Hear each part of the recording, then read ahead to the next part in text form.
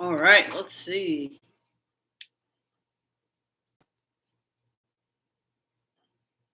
All right, we are live, folks.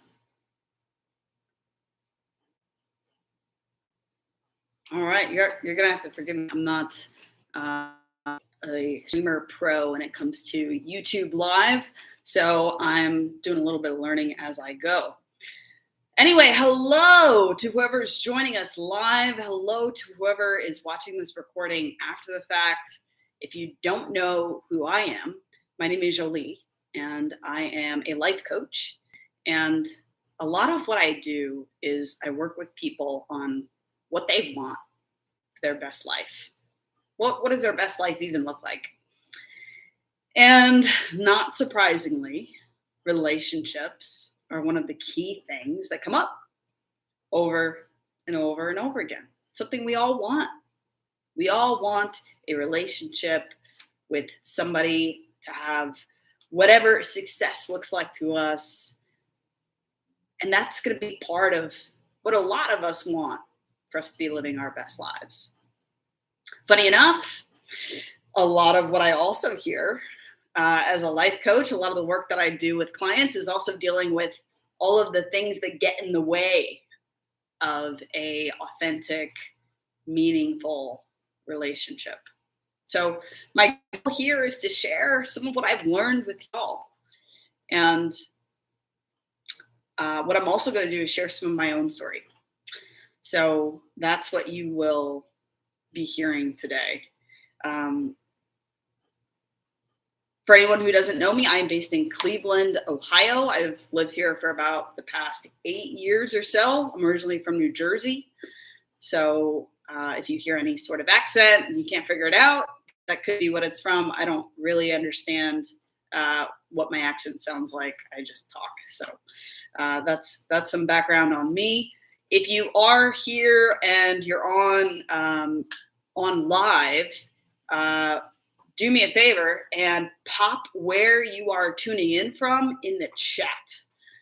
You should be able to see that on the right-hand side of your screen. At least it's on the right-hand side of my screen.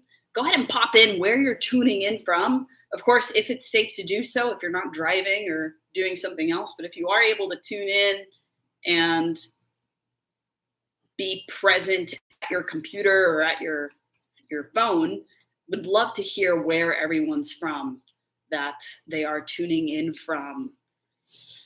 This also gives us a perspective as well, right? That the challenges that we have in relationships are not geographically specific.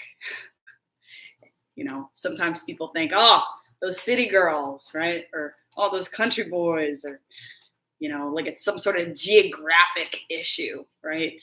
And the reality is it's not. It's a people thing, right? As human beings, we are neurobiologically wired for human connection.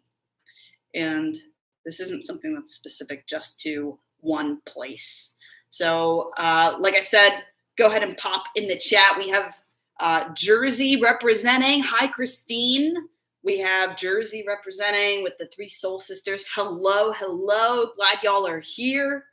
Awesome that we have some East Coast representing for us tonight. All right, so if you're tuning in, go ahead and pop where you're in the chat. Before we get started, I want to just set some expectations of what we're going to cover today, what you can expect to get out of this. You'll notice this is not on Zoom. That's intentional. Many of us are on Zoom all day, whether Zoom, Google Meets, whatever. And there's some element of needing to feel on, at least for me when I'm on Zoom, right? And when I know that my camera's on, I need to perform. I need to make sure my hair looks good. I'm not to be fully present. So this is purposefully on this format so that you don't have to worry about any of that. I want you to be able to focus just on being present and taking in this information. You don't have to worry about if your hair looks good. You can leave that to me. Here we go. And I want you to be able to just be safe and feel safe that you're right where you need to be. So that's why we are on YouTube Live here. Also, if you see me looking down, I have a couple notes, things that I want to make sure I don't forget, things that I want to make sure that I touch on. So if you see me looking down, that's what that is. All right, let's see. Couple other things. While this may not be a webinar format where we're all in a Zoom room and we can all talk with each other, we do have the chat. And I'm going to ask that we feel free to use that chat. If there's something in my story, something that you might have a reaction to, something that you relate to, something that you might have a question on, feel free to pop it in that chat. I might not answer it or address it right away, but I will be periodically looking at that and making sure that I address it. That's also a way that we can interact here, right? Even though this is me and I'm just facing, right, a camera, it's a way that we can have a conversation. So I want you all to feel free to use the chat. Also, if you have questions, we're specifically going to have some time at the end for any questions that have come up. Maybe that's questions about something that I've shared, questions about my story. Maybe that's questions about something that you're dealing with. Feel free to throw anything in the chat, and I'm going to do my best to answer whatever I can here. That being said, just as a reminder, I am not a therapist. I am a certified life coach. So just so that you understand the difference. Some people don't quite know what the difference is. I try to put it pretty simply like this. Therapists tend to focus on the past. There's some sort of pain, some sort of hurt, some sort of pattern in the past that you want some healing from. So that's what they focus on here, right? Coaching, on the other hand, what I do is focused on the future. It's about, what do you want to create for your life? What do you want? What does that look like? And what are the tangible steps that you need to take to get from where you are now in the present to there? So that's the distinction. Sometimes the past does come up. So there is some overlap, but again, we're primarily focused on what we're creating for the future.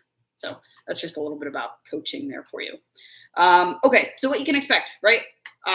From now until 8:30, we're going to talk about some hard things, right? And you're not going to get the typical information that people give with relationships.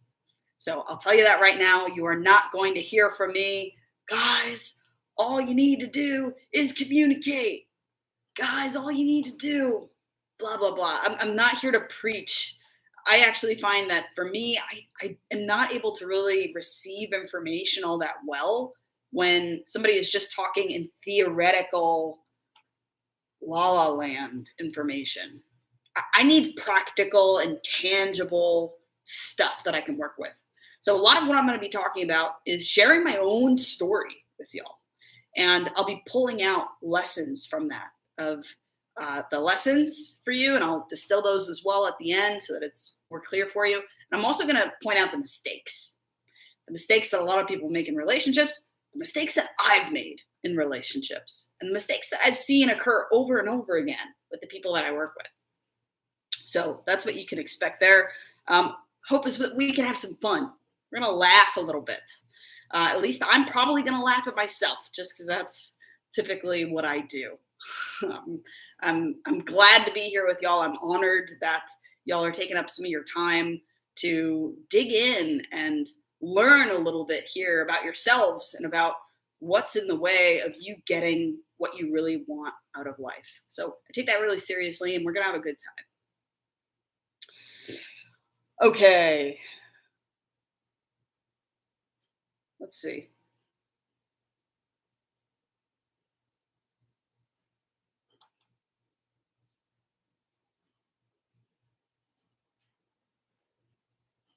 Again, if you're hopping on, go ahead and put where you're from in the chat. But what I would love to hear as well is, what are you hoping to get out of this session today? Everyone that's here is probably at a very different point in your life. You may be in the dating world. You may be in a committed relationship. You may be maybe going through the ending of a relationship and you're just realizing, well, holy smokes, where did I go wrong? Or what did I miss? Or what do I need to do to make sure that doesn't happen again? Wherever you fall in that spectrum, you are totally welcome here. And I know that you're going to find some value for yourself if you keep an open mind to what we're going to share. That being said, we have an hour and a half together. I'm not going to be able to cover everything. So if you're expecting that every single piece of a relationship is going to be covered in this time together, it's just not, right? But I hope to give you some of the biggest things that make a big difference here. Okay, so I'm going to dive a little bit into my story. There may be some people here who don't know who I am. As I do that, a word of warning. This is just in my experience over the years, is when you're hearing someone else's story, there can be a tendency to compare. This is just a natural human thing that we do, is we say, no, that's not my story. And when we do that, some part of us kind of shuts down and tunes out. What I'm going to invite you to do for the next hour and a half or so that we have together is to identify rather than compare. Identify rather than compare. Now, what the heck does that mean? You're probably thinking. So when I say identify, what I mean is that we may have different stories, right? I'm a white woman. I happen to be gay. I happen to have certain life experiences, that sort of thing. And you might already right off the bat be like, nope, I can't relate. I am a guy, or I am straight, or I am fill in the blank, right? I'm going to challenge you here that if you can go into this conversation with an open mind and looking not just for what's happening in the story, but for what the feelings are underneath it. If you can look at the feelings, I guarantee you that you're going to find a lot of things that we have in common. And if you can find a lot of that similarity and commonality, you're going to be able to find some of the same hope and some of the same solutions as well. So when you have that tendency to tune out, try to practice some just being in the moment, catch yourself and come back. Try to catch what the feelings are and ask yourself, right? Have I felt that feeling? All right, maybe my situation was different, but I get that feeling. I know that feeling. Okay, we're not that different. That's just a core belief that I go through life with, is we're all a lot more the same than different. So I'm going to invite you to listen with those ears as we dive in. Okay.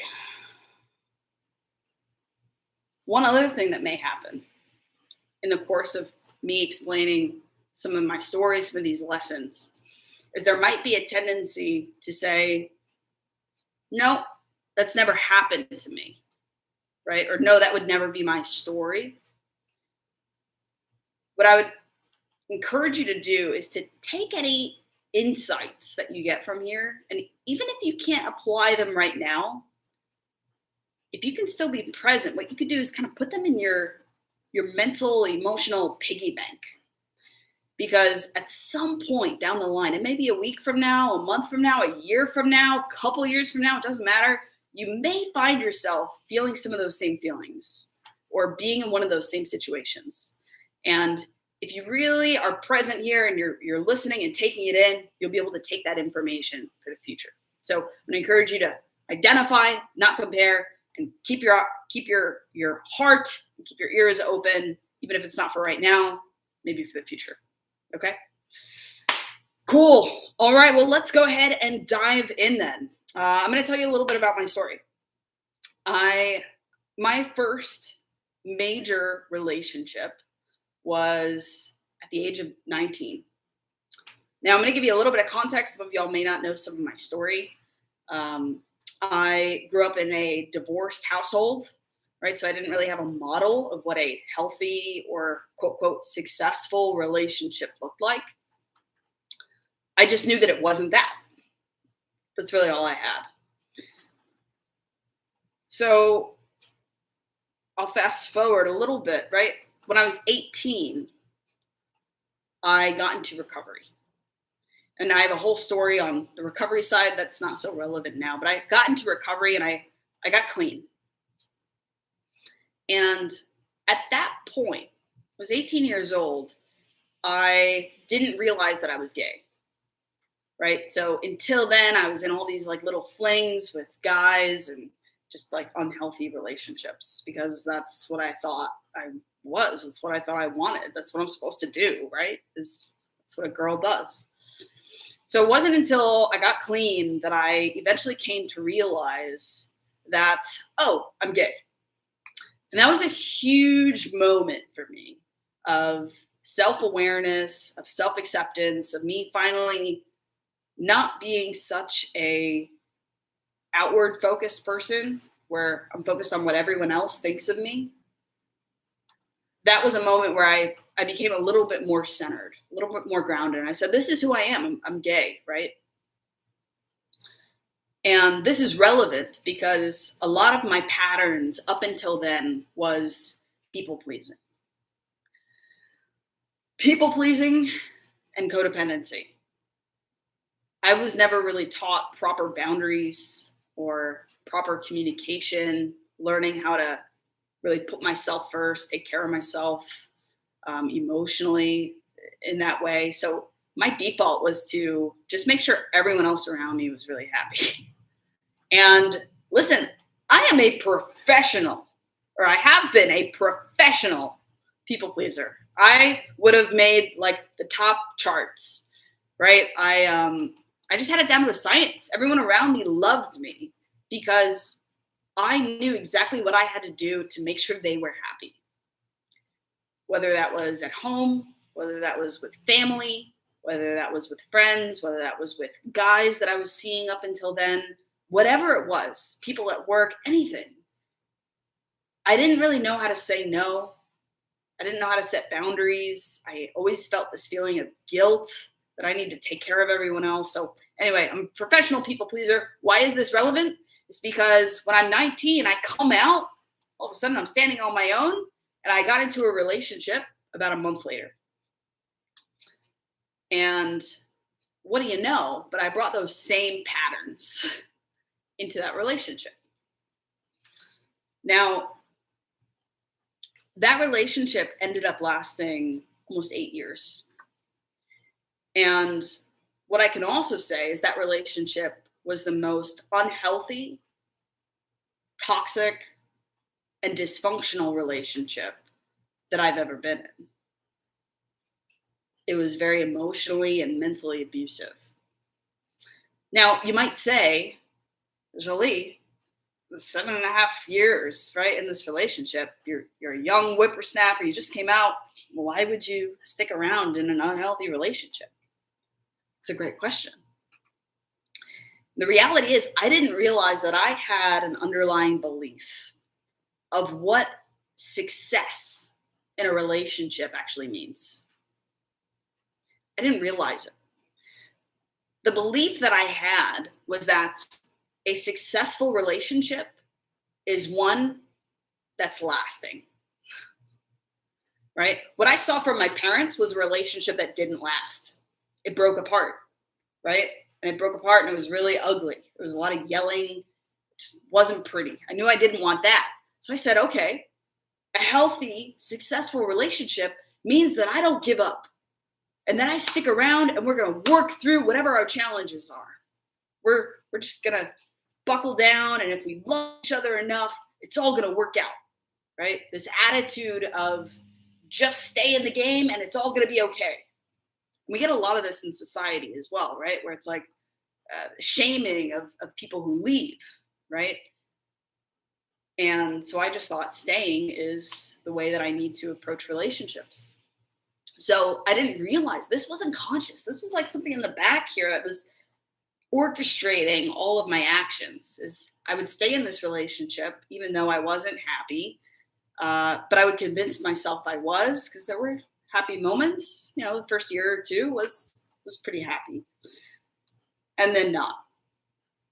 And I equated in my mind a breakup as failure. Failure not just for the relationship, but failure like for me. Like, if I am worth it as a person, if I am worth it as a partner, then I will be able to maintain and hold together a relationship. So that was one of my first mistakes, is I had never really defined what success was in a relationship. Never really thought about it. I was 19, right?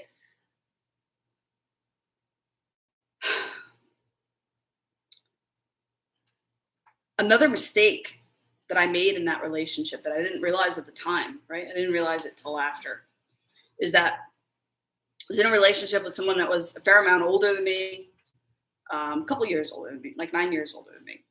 And this is somebody who I knew had a lot of trauma and who I knew had a lot of pain from their childhood. And I don't know if anyone can relate, right? But there's some elements of, at least for me, right, that would always feel like I just wanted to help them. And maybe I could make it all right for them. Maybe I could fix them with all this pain that they're in, right? My heart would hurt so much for them. There's like such an open heart, like such compassion, so much empathy, right? I've learned that I'm really sensitive, and I just wanted to fix this person, right? And what I didn't realize is that in the process, I was actually hurting myself, because what I was doing is focusing more on the fixing than what I was actually feeling. I was more focused on how I could fix this person and their abandonment issues or their trust issues or whatever it is, right? By showing them that I'm reliable, I'm trustworthy, I'm responsible, I'm not going to leave them, right? Trust me. Trying to prove that to them. But what I wasn't paying attention to was how this person was actually making me feel on a day in, day out basis. This person would say things that are just very hurtful, things that are very mean. But the thing is, I didn't process all of that at the time, right? Because some of y'all may identify, right? Like when you hear some of these things over and over again, you start to believe it.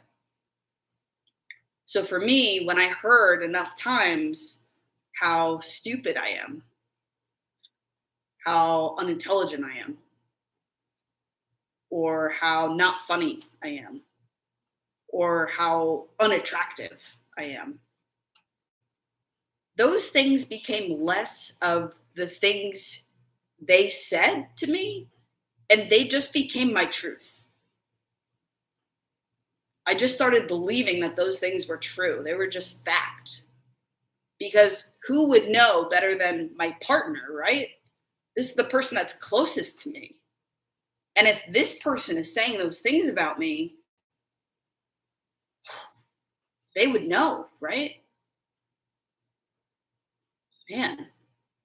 And then added on top of that, if this person knows me that deeply, right? And if this person is saying all these terrible things of who I am, right?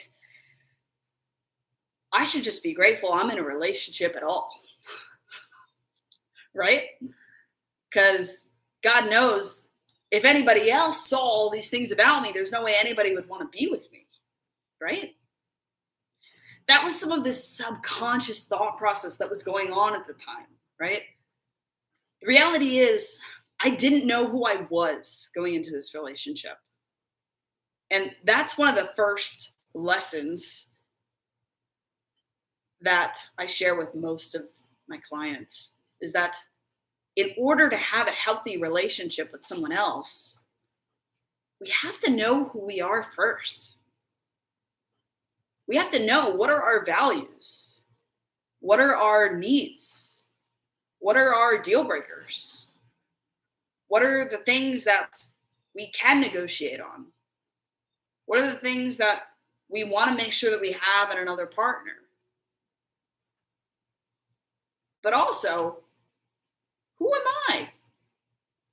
I need to know for myself that I am an intelligent person or a funny person or feeling attractive, whatever it is. I have to have some of that self worth myself. I can't rely on somebody else to give that to me. And that's one of the top mistakes that I see people make, is that we jump into relationships looking for self-worth from a partner. We think that they will make us feel okay. They will be the one to validate us. They will be the one to prove that we are lovable. And then we'll feel okay on ourselves. The reality is it doesn't work that way. So, big area where I went wrong is I got into a relationship and I didn't even know who the heck I was. I knew that it was important for me to be clean and in recovery, and I knew that I was gay. That's about all I knew at that point in my life. And that led me into some dangerous situations, right? I'll just give you some examples, right? I knew that recovery was a value for me, right? I don't drink, I don't do drugs, right? That's important for me in my sobriety.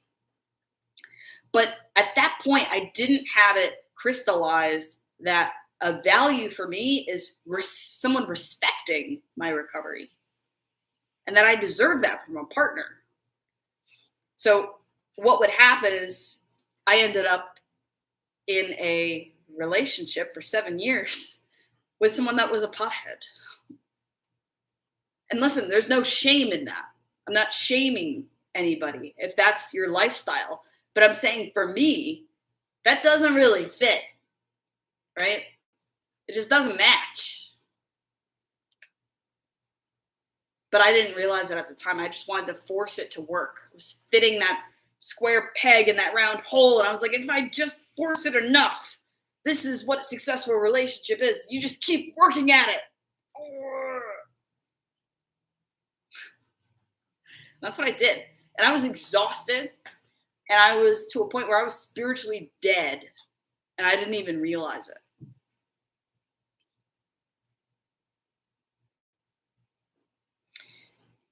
Fast forward, I ended up moving across the country with this person because I can't imagine life without this person, right? So there would be no other thought. So of course, right? So we moved across the country. We bought a house together, and eventually we got some dogs, we got some cats.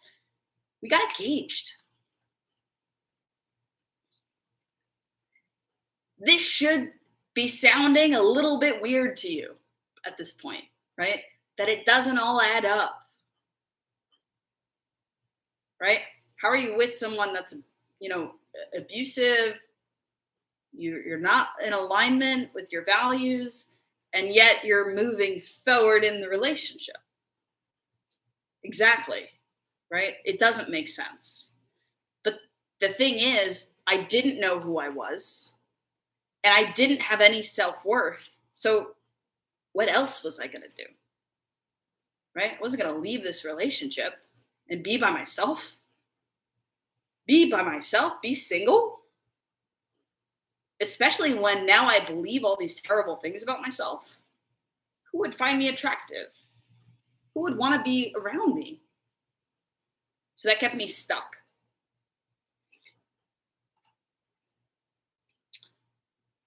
Fast forward, there came a point at the end of the relationship where it ended.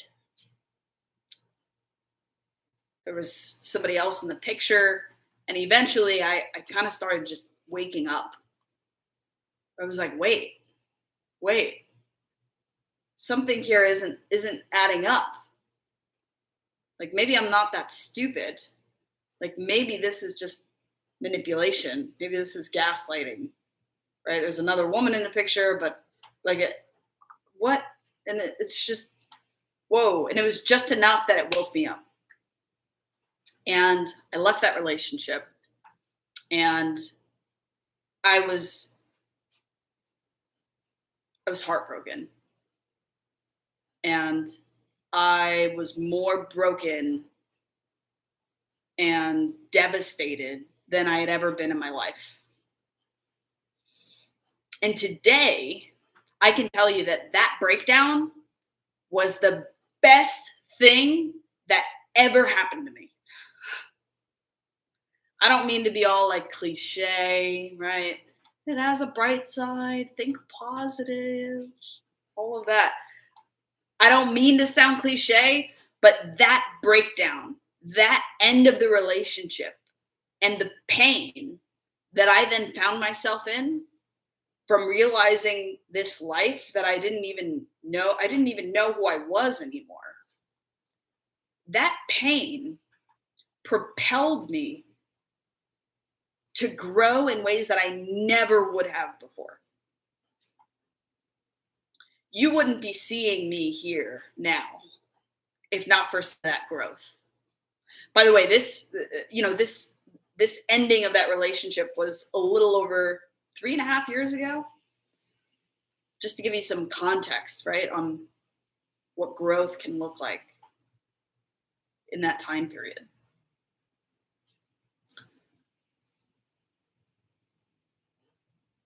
That breakdown forced me to get to know myself for once and for all. Because at this point, I was in my late 20s, and I was just going with the flow in this relationship. And all of a sudden, boom, smack, I'm now moving out, and I'm starting over, and I'm getting my own apartment, and I have to choose out my own, cutlery and a shower curtain and a trash can. And I just remember this moment where it was just all so overwhelming, and I just started crying right in the aisle of Marshall's because I couldn't pick out 2 trash cans. It's like, I don't know what I like. I don't know what I want. I was so lost. And that pain forced me to do some heavy digging. I started working pretty heavily with my sponsor in my recovery network, my life coach. I started therapy. These were the best things that I ever did, because I started to unpack who I actually was and who I wanted to be, and how I wasn't limited by what I had been and the patterns that I had been in and the relationship patterns that I had grown up with my whole life of this dysfunction. Because what I didn't realize is that I was actually just repeating the same pattern of relationships that I grew up in, same ones that I saw. And I didn't realize that that's going to keep happening. We're bound to repeat old relationship patterns, even if they're harmful and painful and dysfunctional. We're bound to keep repeating them over and over again until we finally learn from them and we heal. There's actually a concept, it's called trauma bonding, which is exactly what this is, where a lot of times when we have trauma, we can either heal from it, or we sometimes gravitate towards those same situations or same characters that caused that initial trauma. And then unbeknownst to ourselves at the time, we end up recreating that same cycle over and over again.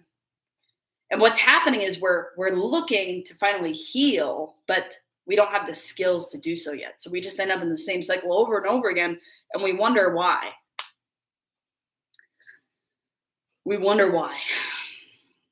And the answer why is that we've never actually taken the time to take a look at ourselves and heal ourselves. At least that's my story. So it's important that you know the before and after here, right? Because you might see me here and I'm able to share with y'all. I have no problem sharing about my story. a business, I'm like all of this stuff. But that is not who I was even 3 years ago, right? Because I was a shell of who I am now. I was so afraid. I was so just locked into being whoever you needed me to be. I had little self-worth. I had loads of self-doubt. And I was just thinking I was going to stay there forever. Okay. So that's something that illustrates the saying here. Some of y'all may have heard it. We accept the love that we think we deserve. I'll say it again. We accept the love that we think we deserve. So what that means for me is that I didn't have enough self-worth at that time in those 7 years of that relationship to realize that I'm worth a lot more than this. Why am I settling for someone that's treating me terribly? Why am I doing that to myself? No, this is not okay. I'm going to close this chapter and I'm going to move on. I couldn't do that because that is all that I felt like I deserved or what I was capable of maintaining. Yeah. All right. So I have a couple of mistakes here, right? That's the story that I want to share with y'all. What I want to do is pull out a couple of the top mistakes and the top lessons so that y'all can apply this for yourself, right? The story is the context behind it, right? So the three most common mistakes that I see in romantic relationships, and you'll see from my story, I fell to all three of these mistakes, right? So there's no judgment here. This is me just sharing some experience, right? And some learning lessons here. Three most common mistakes that I see is number one, looking for our self-worth in someone else. You see this a lot in people that are unafraid, or I'm sorry, are either afraid or unwilling to be single for any period of time. Right? People that need to jump from one relationship to another because the feeling of being alone or being single is so hurtful to their idea of their self-worth. It's like they're only worth something if they're in a relationship with somebody, right?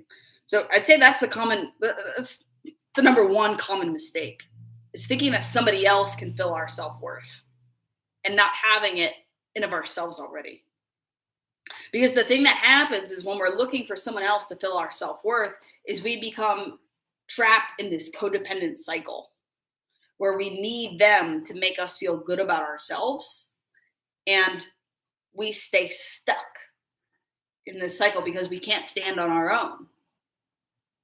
It's like, here's an example, right? Like if we're not financially independent, right, then we might end up in a relationship with someone who maybe is paying all of our bills, but then we're reliant on them.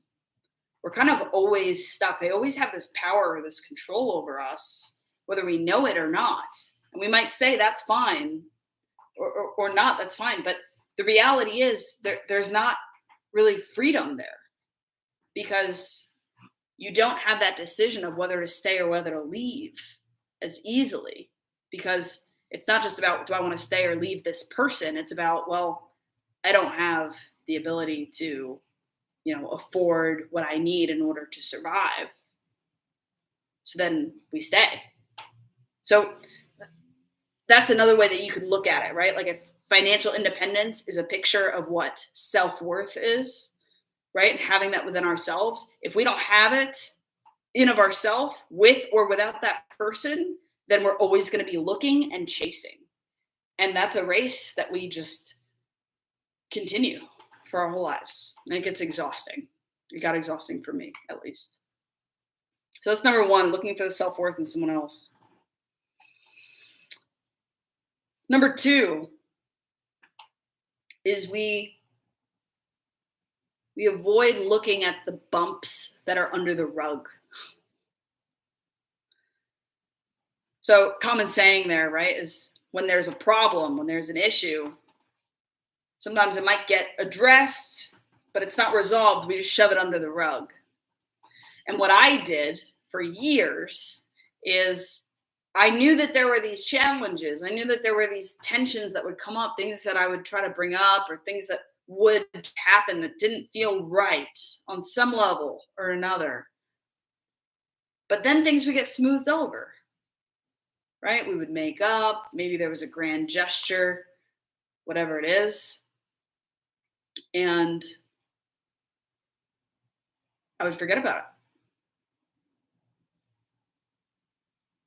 And then whether it's a week later, a month later, a year later, that thing is still there and it comes up over and over again. So when the same problem, the same challenge, the same fight, the same argument, whatever it is, when you see that same thing come up over and over and over again, what that means is that it's the initial thing has never been resolved. And that's the second mistake that we make often, right? Is we push things under the rug and we think that that will solve it, right? And we avoid actually dealing with these bumps in the rug. Excuse me. I'm just imagining, right? Like if I could put a visual to the life that I was living, right? It was a living room with a rug, like it wouldn't even be walkable. It would just be all of these things. All over, all these bumps. Some are big and then some are pointy. I'm a visual thinker. So that's number 2, second mistake. Third mistake. And put it in the chat if you feel this one. I'm curious if anyone else relates with this. But the third mistake is you get stuck fixing instead of feeling. You get stuck fixing. You're trying to fix them. And maybe it's with good intentions and you just want to help them or be there for them, however we want to phrase it. But at the end of the day, it's that something's wrong and we want to fix it. Even if it's to try to fix it and make it better, that's still fixing. That's still control. I didn't realize that at the time, that I was like having a hard time letting go of this control that I had. I never saw myself as a controlling person. I'm very easy-go-lucky and very chill. But what I didn't realize is that in this relationship, I was so stuck on fixing this person's pain. And I was doing that at the expense of the pain that I was feeling in the moment of being in that relationship and not being treated well. So that's a common mistake that can happen. We get stuck fixing and not actually feeling. We deny our feelings. We might not even be conscious of them. For me, I wasn't conscious of most of what I'm telling you until I left the relationship because I was in such deep denial. I was lying to myself and I didn't even know it. In recovery, there's a common saying of what is denial? Don't even know I am lying. That was me. Deep denial.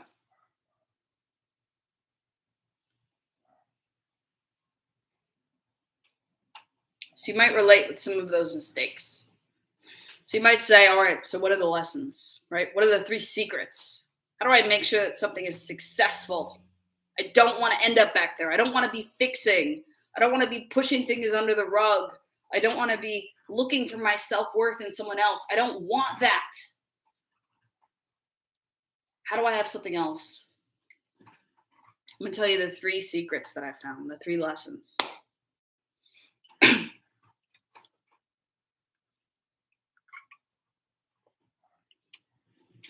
Okay. The first secret to a successful relationship. I don't think we hear this often enough, right? So I'm going to tell y'all. First secret is we have to know who we are first. We have to know who we are first. Obviously, in my story, I had no idea. I knew I was gay. I knew I was in recovery, right? So I knew I was attracted to women. That's really all I knew. I didn't really have too much of a basis here. So when we know who we are first, we know our wants, we know our needs, we know our values, we know our deal breakers, we know ourselves with what our assets are. What are the things that I bring into a relationship, right? Why would somebody want to be in a relationship with me? What do I have to offer?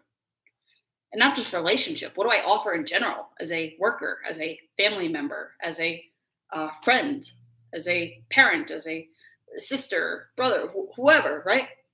What are my assets? And also, what are my liabilities? What are the things that I struggle with? The goal here isn't to know yourself and just have everything perfect. It's just not reality, right? We want to know ourselves with the black and the white here, right? We're all some shade of black and white. We all have a mix of both of these. None of us is just good or just bad, right? In terms of how we relate with people. We all have different hangups. None of us is perfect. I'm a life coach, and I'll be the first one to say that. It gets me, it kind of like irks me with, there's a lot of coaches and influencers and people like that out there who try to take on this role of feeling like they've arrived or like they have all the answers. They figured it out, and now they're like, nirvana, holy or something. That's just not true. Whoever tells you that, it's not true. We all have our liabilities. No matter how much work we've done on ourselves, we're going to still have things that we're dealing with. It's just the truth. So number one is we have to know who we are, what we like, what we don't like, what are we willing to settle for, and what are our deal breakers, our boundaries. I didn't know anything about boundaries. That was something I had to learn. Okay, so number one is we have to know who we are first. I can't be in a relationship with somebody else and have it be successful if I'm not a full person that I know and of myself first. Okay. Number two,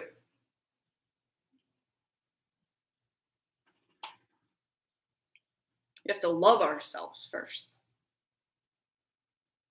So number one is we know ourselves. Right?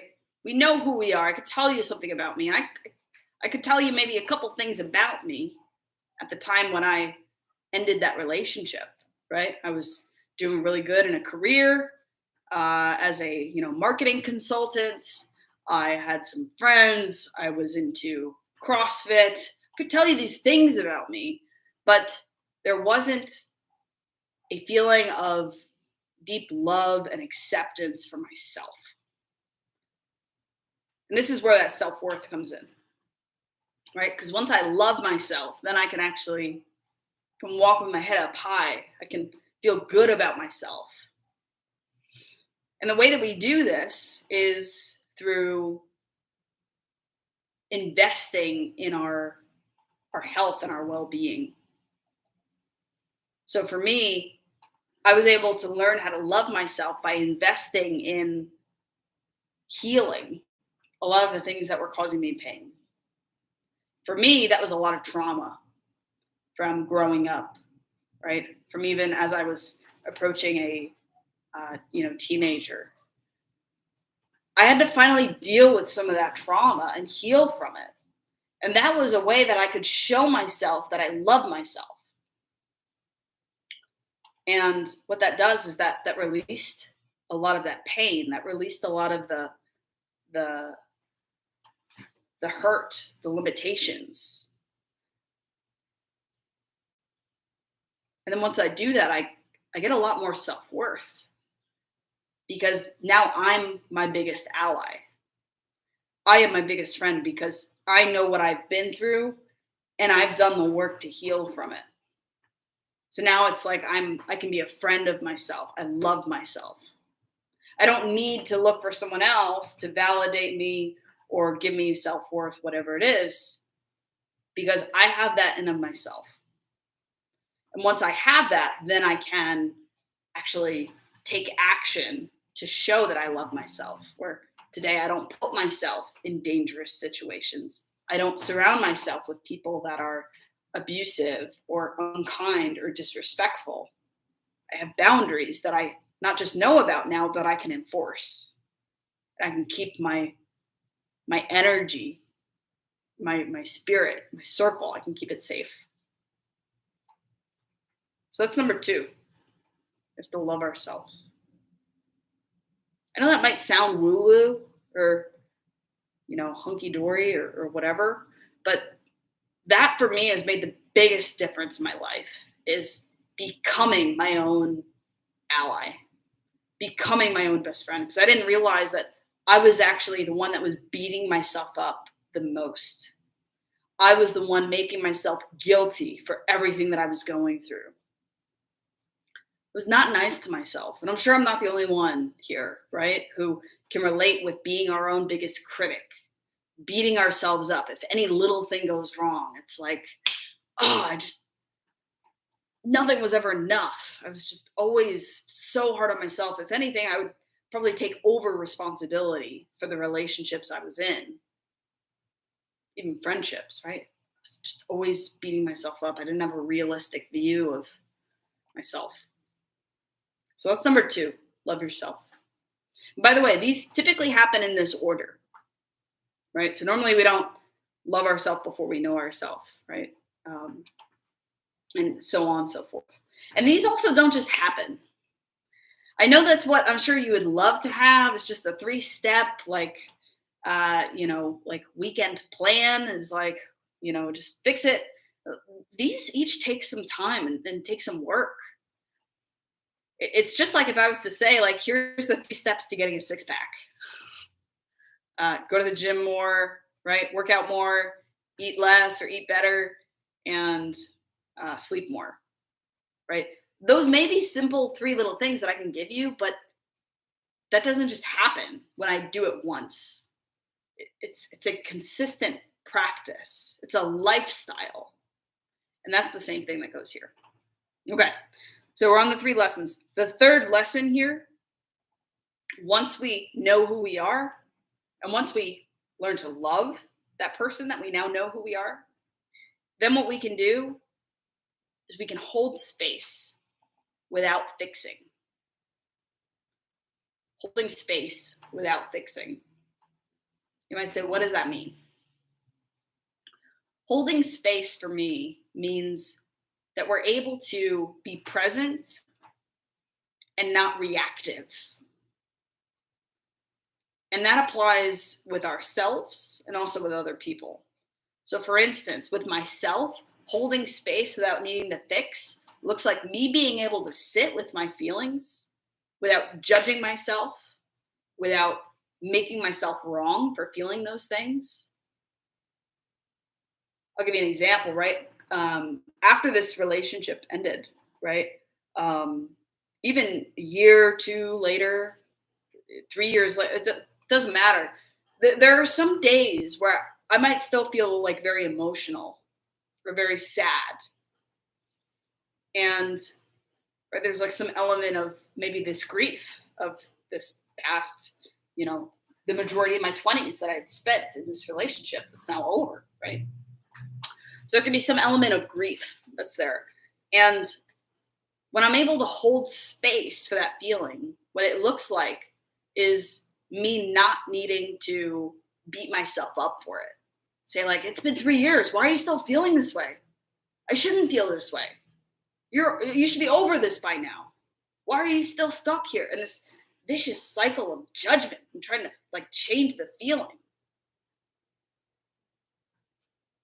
Instead, holding space for that feeling looks like me being able to sit with it. And sometimes literally, I sit on my bed because there's something about like my feet dangling off the edge, right? I remember that from like school. They had like those long benches at the lunchroom, and I would sit on the end and just like watch my feet dangle. So there's like something very like spiritual about that for me. So anyway, I'll sit on the bed, my feet will be dangling, and I'll be noticing that like I feel this feeling, right, of like sadness, and I'll sit there with myself, and I'll talk to myself, and I'll say like, hey, what's going on? What's going on? I see that you're really sad right now. That's okay.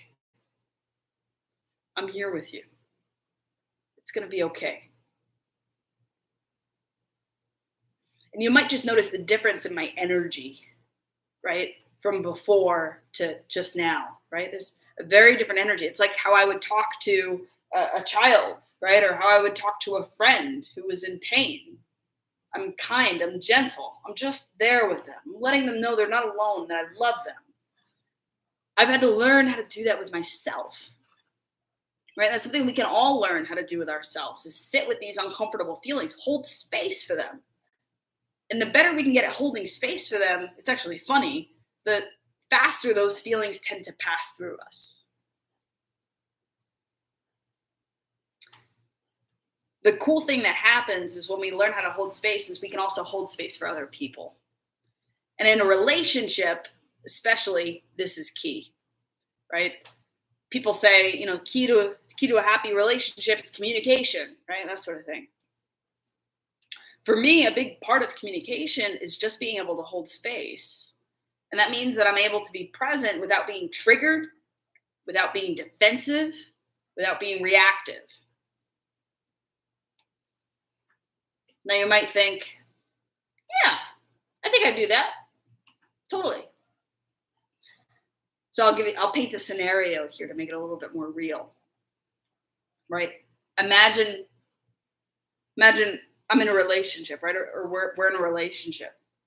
And the person comes up to you and they say, babe, in our relationship, I'm feeling like really disconnected and like really lonely lately. I'm just not feeling that connected to you these days. Now, if you're not able to hold space in a moment like that, your reaction is probably going to be very reactive and defensive, where it's like, what do you mean? I just took you on a date last Friday and I just made you dinner the other night. And didn't you see that thing that I gave you? And like, what do you mean? Right? Feel the energy, right? It's this defensive thing of like, what do you mean? Like, prove yourself, right? This isn't true. I need to change the way that you feel, right? There's a judgment on she should not feel that way. Holding space on the other side would look something like, that person saying that and responding with, wow, you don't feel as connected. Tell me more. What do you mean by that? I'm so sorry that you feel disconnected. I don't want you to feel that way. Tell me more. And it's an invitation to hear more of it. And then when they give you more, you don't take the opportunity to then get defensive. They say, I just feel like we haven't spent much time together lately. You don't jump on it with, what do you mean? We were just doing this on Friday. What do you mean? Right? Notice the energy, right? Instead, it's staying with that, holding that space and saying, so you don't feel like we've been spending much time together lately. Tell me more. Tell me more. What do you mean by that? I want to know what I'm not understanding. Paint me the picture. When did you first start feeling this way? Is there something that I've done that makes you feel that way? What can I do? What can we do? Do you need it? Do you need me to do anything? Because sometimes it is just sharing a feeling. They don't need you to do anything. Right? And I know for any of the guys out there, that's probably like the hard part, right? Is the instinct to just fix. And sometimes we don't need to fix, we just need to be able to hold space. So, right, it's being okay with different feelings. It's not being triggered. It's being able to just be there. And magic happens when we can just be there. It looks like nothing, but it's magic. It's funny. I almost think of it like if any of y'all are plant parents, right? I got one down here. I got a couple over there. It's almost like I'm only supposed to water them maybe, what is it, like once a week, every other week, something like that. And I don't know if anyone relates, right? But for me, I'm like, yeah, but it doesn't feel like I'm doing enough, right? I really want to make sure they're okay. They look, so I overdo it and I give too much water and that ends up killing them because that's not what they needed from me. I was just doing that to make myself feel better, right? That like, oh, I'm useful here, right? They need water, right? And really what they needed is just some space. They just needed that water. They just needed me to be there and that's it, right? So anyway, I don't know if that metaphor, hits for anyone else. That's how I think though. So anyway, there's magic in being able to just hold space. It might look like you're doing nothing, but it's actually super powerful. Super powerful. All right. So I'm curious for anybody that's here live, pop it in the chat. I'm curious which of these mistakes and which of these lessons you relate to the most. So remember the lessons are know who you are first, love yourself first, be able to hold space without fixing. That's number 3. The 3 mistakes are pretty much the opposites of that, right? It's looking for your self-worth in somebody else. It's avoiding looking at the bumps that are under the rug. And number 3 is getting stuck fixing, not feeling. So I'd be curious, what are the things that you feel like are the mistakes that you fall into the most? And what are the lessons? What are the secrets that you feel like you struggle with the most?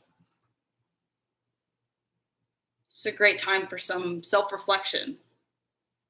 You could take a minute to look at yourself a little bit and say, where do I fall in this? I know that I want a successful relationship. And here are all the steps to really get there. Where am I in this?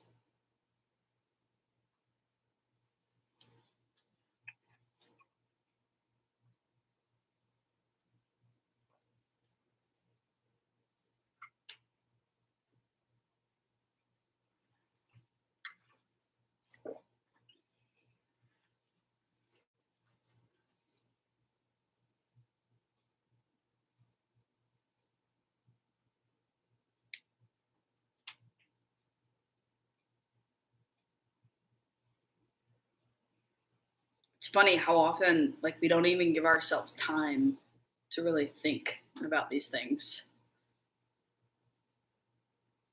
So if there's blank space here, it's intentional, right? I want you to have that space to really think about these things. Because God knows, right? This webinar will end. You'll get on with your daily life, right? But what if we can hold this space right now? Just for you to take a minute, right? If there was one thing that you're taking away from this conversation today, what's that insight for you? What's the thing that's resonating with you the most from this? And if you look at that insight, what's the action that then you would take to put that insight into practice? Who knows what it looks like for you? Maybe you're in a relationship and you're realizing that you're already in a relationship, but you don't actually know who you are that much, right? The answer here isn't that you need to leave your relationship, right? You can do these things while you're already partnered, right? But maybe you're realizing I don't really know who I am, so I want to make sure I'm taking some time to really invest in that, right? Maybe you're realizing, I'm one of those people that's jumping from one relationship to another because I don't love myself. It's a great self-awareness moment there, right? And the key then is, what can you do? What can you do to start to foster some of that self-love, self-compassion, right? By the way, a lot of times we can only get so far on some of these things by ourselves. That's why for me, right, I needed a sponsor, a life coach, a therapist, a recovery community, a loving, supportive friendship group, those sorts of things. So these aren't things that we just do in a bubble or in a vacuum by ourselves and we just come out, right? We need other people. So what I would say is, don't be afraid to reach out for some support, for some help. Maybe there's some things that you're realizing that you've been practicing this pattern over and over and over again and you don't want to anymore, but you don't know how to stop. Right? That's some of the work that I do with clients, is figuring out what needs to change in order for you to be able to fully live into your best life here. So, as we wrap up here, an offer that I have for anybody that's hearing some of this and you're really resonating and you're like, yeah, this all resonates and I want to dive deeper. I do want to know myself better. I do want to love myself better. And I do want to be able to hold space without needing to fix. I want to be able to feel. I want to be able to address the things under the rug and not hide from it, all these things. If you're saying that that's you, I would invite you to join me for a workshop that I'll be hosting. It's going to be 4 weeks long. So it's going to be the whole month of August. And if you'd like some more information on that, just check out your email after this series. If you registered, you'll get a follow-up email with this recording and also with some information about that. So if you're interested in that, that can be one way that you're taking that step to say, I'm committed to doing some work on this because I'm worth it and I want something different. So I would invite you to join us for that series. Again, stay posted to your email. And those will be running several times. So if you can't catch it in August, just stay tuned, sign up for my newsletter. And you'll be able to stay on top of all of that. All right. I purposely left some time here in case anybody has any questions. So for anyone that's here live, if you have any questions or anything that you still had some, confusions about or anything like that, feel free to pop it in the chat. And I will do my best to answer anything that has popped up there. So any questions or anything that really stood out to you, feel free to put it in the chat. All right, let's see what we have here.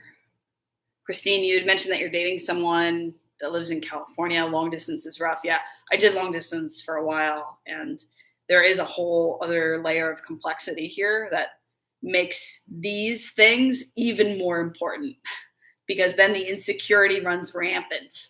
If you don't know yourself, you don't love yourself, then there's a lot more insecurity. There's a lot more potential for trust issues and communication issues. So I feel you on that for sure. So much of what you were saying hits home. Awesome. So glad that you're resonating. Guilty.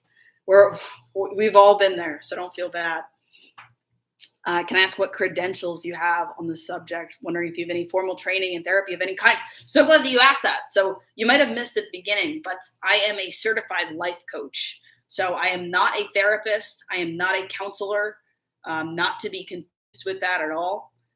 This does not constitute as therapy, but I am a certified life coach.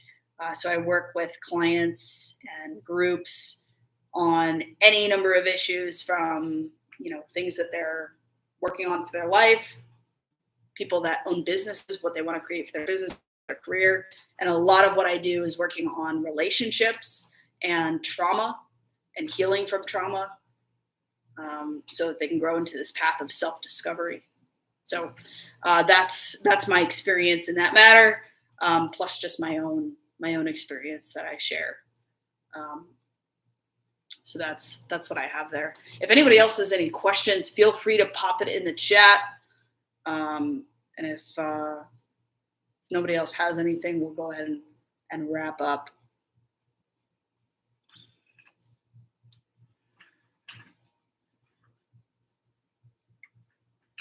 You like my little sippy cup?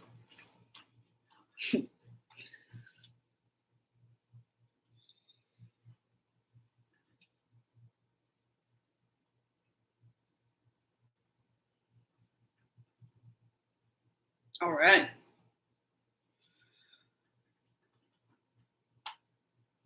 All right. Well, I want to thank everybody for being present to this conversation, and for just the fact that you're here shows a commitment to bettering yourself and a commitment to a new way of life, right? A new way of looking at relationships. And that's huge, right? This in of itself is a huge first step. Or maybe it's not your first step. Maybe it's, one of many, but it's a huge moment of saying that this is important to me. It's a key value of mine to have a successful romantic relationship. And I want to take the time to actually define that for myself, what success is. I don't want to just take all that default programming that I grew up with, kind of like what I had, right? Now I can choose for myself. What does success mean for me in a relationship? And for me today, right, success in a relationship looks like 1 + 1 = 3, where the sum of the parts is greater, right? The sum is greater than the whole is greater than the sum of its parts, right? Where it's two people who get together to join their lives together, and not only are they creating a union that's then its own thing that's special, but then each person is the better for it as well. And to me, that's my definition today. And sometimes that, in order to get to that place, sometimes I've needed to let go of relationships. And right, that's counter to my old way of thinking that just said any breakup is a failure. Today, it's success when I leave a relationship that I know isn't working for me, or that isn't in line with my values, right? Instead of, spending all those years like in the story, right? It's having a better appreciation of my time. So, all right, folks, that's all that we have for today. If you liked this video, what I would encourage you to do is share, go ahead and share the news with somebody else. Share this with somebody who really needs to hear this. And if you would like some support, if you would like some more information on this, I publish a lot of articles on my blog, and I have a newsletter. Just go ahead and go to my website, joliehigazi.com, and you should see an option there to sign up for my newsletter. That being said, love y'all. Be well. And I hope to see y'all at another event at some point soon. Bye, gang.